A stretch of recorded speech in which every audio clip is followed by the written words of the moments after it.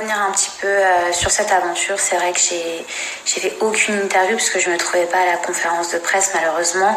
Et mis à part vous dire que c'était hyper dur dans mes snaps, je vous ai pas dit grand chose.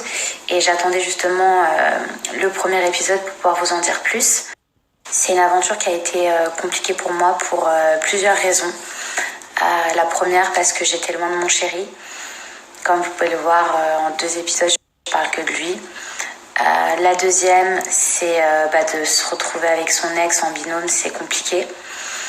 Et la troisième raison qui a été très difficile, c'est que ça faisait 1 an que quasiment que j'avais pas fait de télé.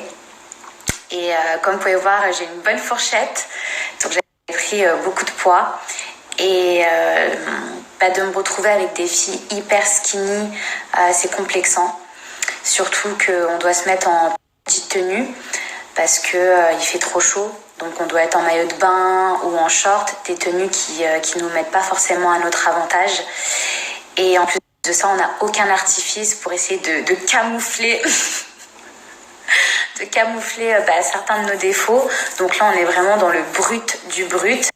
Ce qui a été très difficile, c'est de sortir de ma zone de confort, mais surtout quand je débarque, je me posais la question pourquoi j'étais là, mais quand je vois à quel point les épreuves étaient physiques, et comme vous avez pu voir, je suis pas du tout physique, là je me suis vraiment dit, mais qu'est-ce que je fais là ? Quand j'ai commencé à regarder le premier épisode, je me suis dit, mais c'est quoi cette patate ? On sait que la télé, ça grossit, ça vous rajoute 6 à 7 kilos, mais quand même, là j'étais je voulais même pas me regarder, mais d'un autre côté, heureusement, Moundir m'a aidé à perdre beaucoup de poids. Mais au-delà de ça, c'est tellement une belle aventure, humainement parlant. En fait, dans la vie de tous les jours, t'essaies d'être positif. Comme moi, toujours un blesse, merci mon Dieu, ça pourrait être pire, blablabla. Mais tant qu'on t'a pas tout enlevé, en vrai, tu sais jamais comment tu vas réagir. Tu sais jamais comment tu vas pouvoir t'en sortir, comment tu vas devoir faire. Parce que moi, quand j'ai faim, c'est simple, je sors, je vais acheter à manger. Un peu comme tout le monde.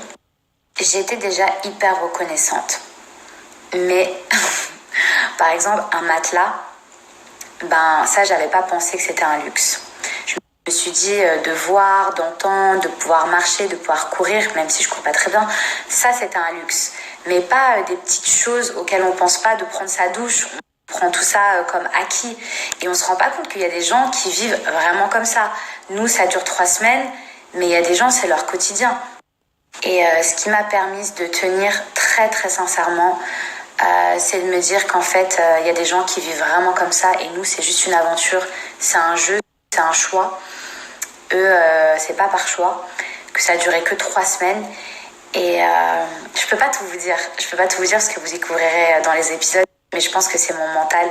Quand j'ai vu que les autres, ils perdaient tous leurs moyens et qu'ils pétaient les plombs et que c'était tous des petites princesses, dans ce jeu, en vrai, ouais, ok, j'avoue, c'est physique. On va pas se mentir. Même vous, là, qui regardez votre écran, vous devez vous dire, mais Mila, pourquoi elle est dans mon Dieu ? Et je vais vous dire un truc sincère qui vraiment sort de mes tripes.